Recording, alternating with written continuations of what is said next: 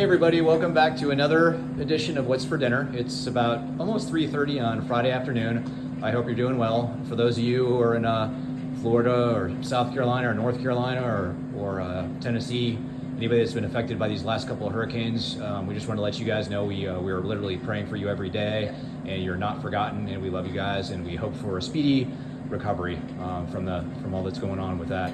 In any case, just don't forget that nothing you are seeing or hearing today should be considered medical advice. Reach out to your highly knowledgeable and highly trained medical provider if you guys have any questions. This is for informational and educational entertainment purposes only. And so, see, when you say trained, they might be knowledgeable. I'm not saying providers are dumb, but they're not trained. Certainly not trained. well, so that's why I was going to lead into my next part, which was going to be if you'd like a trained provider, somebody who's trained in hormones, then try worldlinkmedical.com Yes. and look at the provider directory there. And if you're interested in metabolic health, then you can look at lowcarbusa.org or smhp.com. So it's org too. Oh, it's also org. I'm sorry. The Society for Metabolic Health Practitioners. Yep. So, all right, guys, let's go over what we got going on. Let's do So, it. yeah, we have some leftover pizza from last night. So Teresa did a base of a sausage crust on this. And then you can see we layered some cheese and some pepperoni and then put some everything bagel seasoning from Rosette. And then over here we've got our eggs. And so eggs, cheese, and butter. Yep. And then over here we did burgers today. And so these burgers I did today, we did some of the lean burgers. We had 95.5 lean meat. And we don't particularly like the flavor of the lean meat. The protein is just not enough flavor for me. Or for Teresa actually. So we like to add in extra fat. So we had some 70-30 left over from a few days ago, and we mixed them together and we made a higher fat content burger out of those. And what I do is I mixed it all together. I mix in Jane's Crazy mixed up salt, and then I baste them in avocado oil, and then I coat them with the salt also. And then I spread avocado oil inside the pan there, and then I put it in the pan for probably about 6 or 7 minutes on each side. And like it a little bit red in the middle still, and then I'll flip it over and do another 6 or 7 minutes, and then I'll put the cheese on it for maybe 30 seconds. I do baby Swiss, and Teresa likes the American, and the kids like the American too, so we got a few extra for the kids. And then I was going to mention too, we went to the butcher, and what you're seeing here in this picture is actually ribeye fat.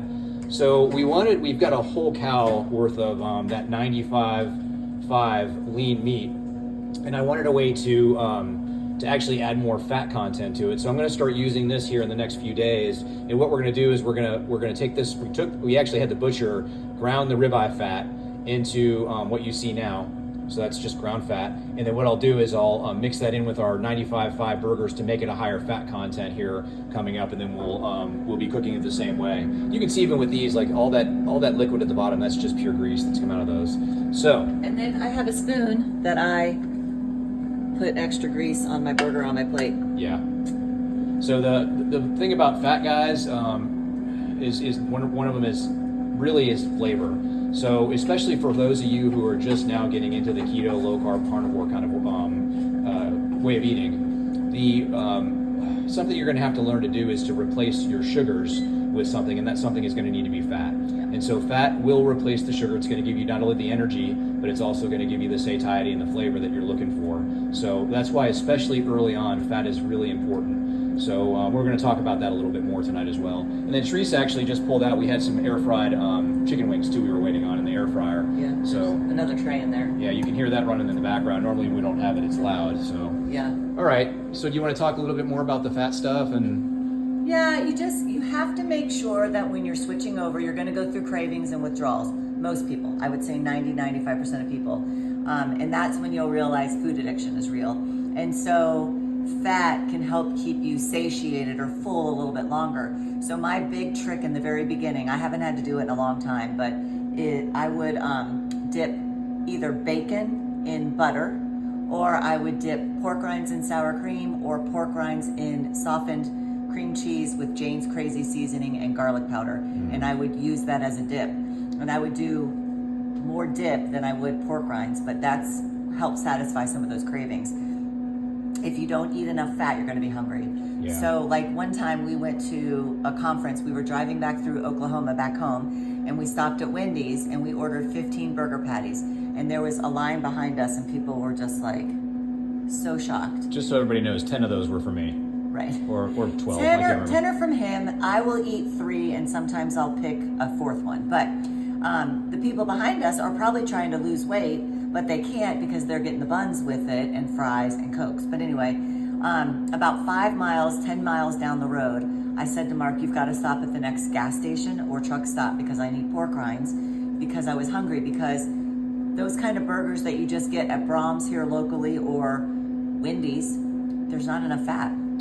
Yeah, fat really helps with satiety. The other thing we wanted to tell you guys too is, like, for us, so a lot of folks will reach out and they'll be like, hey, what about chicken? What about pork? What about fish? So we'll 100%, those are all great. We eat those, but here in this household, we prioritize red meat. So that's why every night the staple of our food, the main staple, is going to be steak or ground beef of some sort. It's going to be a red meat. And then what we do is, you can see, like, for instance, our chicken over here, our eggs, a lot of times Teresa, we got the sausage, pizza over here, and Teresa will do bacon a lot.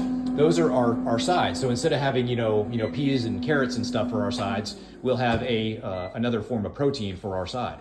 So and the reason we know that, do you have something else to say? Nope, go for it. In 2019, when we had just started carnivore, the 4 of us went to Vegas, and one night we stopped at a grocery store and bought a rotisserie chicken and some chicken wings. And we went back to the hotel and ate. And then that next morning, I could feel myself kind of roused, staying awake. And then before I even opened my eyes, my belly was hungry. Mm-hmm. And I was suddenly like, is there a difference between chicken and beef? So I went and looked up the nutrition and all the things. And it was like, okay. So that's why I will have chicken, but it's a side. I'll have pork, but it's a side. Yeah, we did all this. Most of ours, how we ended up where we are today was just trial and error. Yeah. You got to figure out what's good for you. Yeah, absolutely. And do not wait until you get a so-called provider on board with you. You are unfortunately going to have to be your own advocate and go learn what you need to do. They don't know. We don't learn it in school. And you're going to have to still start it. Don't wait for them. They're going to keep you sick. Yeah. So a good rule of thumb, if you're first starting out with regards to your macros, if you're talking about, we're just going to talk about fat and protein. Yeah. So most people who start a keto way of eating, or a low carb way of eating, or even if it's carnivore, you're going to do about a 70-30, maybe 60-40. That means about 70% of your calories are going to come from fat, and then the rest of it should come from protein. So a higher fat than protein, especially at the very beginning. You'll notice all these little keto-fied foods that are out there, the bulletproof coffees and all that kind of stuff. Yeah. That's perfectly acceptable as a bridge early on. Like, use that stuff. Add the fat to your coffee. Add whatever you need to do to your food to keep yourself full and to get you through until you're actually not only in ketosis, because you can do that in a few days, but get yourself fat adapted. That's where your body is actually using fat for fuel, and it uses it preferentially. So, and it's a very clean way of eating. So just that's a good general rule of thumb, though, if you're just getting started. Yep. What else?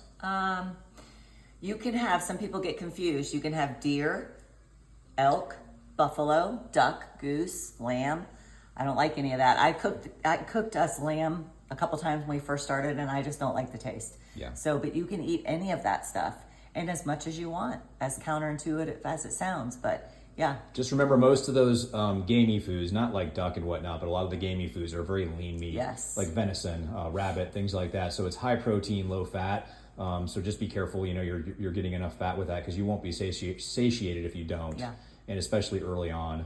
There was something else I was going to say about that too when we were on that subject. I just lost my train of thought. So. Yeah, it's tricky, and the biggest hang up is if you don't have someone supporting you at home, and if you work in an office where there's always goodies.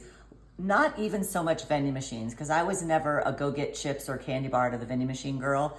But if you have constant bosses that constantly bring in donuts and bagels and pastries for you, and then you don't have a supportive household, it's going to be very difficult. Yeah, you have to plan for that. If you're going to be going into those offices, that there's going to be all those trigger foods sitting around waiting for you, and your addiction's going to kick in, then you're going to need to bring something with you that's going to, provide satiety. So like Teresa and I, early on, we would carry around Ziploc bags of bacon. Yeah.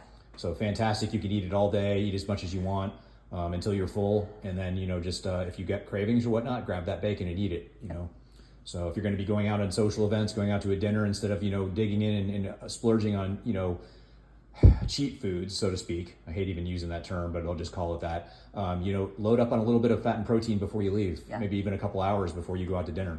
You'll find you eat a lot less food. Yeah, I mean, it's not even real food and you feel terrible. And I was just remembering that I have a patient who is a, what do you call it?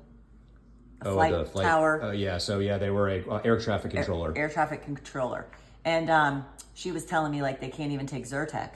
And I'm thinking, boy, but I bet they don't care if you have Pop-Tarts and Mountain Dew and a Snickers bar all at once and then come up and then crash and can't concentrate and just kind of foggy-headed and all that stuff. So that stuff makes a big difference. And I think what people think of as food is food-like substances. It's not real food. There's no nutrients in there. Yeah, you got to be careful. And back on the subject of going out to eat and stuff, you got to be careful what they're putting in your food. Yes. We've caught Longhorn a couple of times, and actually it was our waiter and a bartender, because we were sitting at the bar eating one day because we were so crowded. But I was getting some of the Parmesan crusted steaks there, and it turned out that they were using breadcrumbs in there, and she told me that when she found out I was low carb, which I was very thankful for. So now when it comes out, I asked them, hey, could you bring out that parm crust on my steak without having the breadcrumbs? Same thing with their mushrooms. They've got Parmesan crust mushrooms. And then we also found out some of the butter that we're using from another waiter. He told us that actually it was not butter. It was like a margarine or something like that. So we bring our own butter now. We literally cut up Kerrygold into little tiny squares. We put them in a small glass container, and Teresa puts it in her purse. We bring it with us. And a lot of restaurants are not paying real butter. No one's going to serve you Kerrygold butter. It is butter concoction. So it's canola oil or soybean oil plus a little margarine, maybe plus a little tiny bit of butter. So Anyway, all right, well, we're at 12 minutes, so I think we're there. So, all right, guys, we'll just, as always, share with us what you guys are having for dinner. If you have any questions or comments, do that. Thanks for following us, guys. If you don't follow us, please follow us, subscribe to us, whatever flavor platform you're on. And then if you guys would send us some hearts or some likes if you like this content, we'd appreciate it. And as always, we love you guys. So much. And we will see you all next time. Bye. Bye.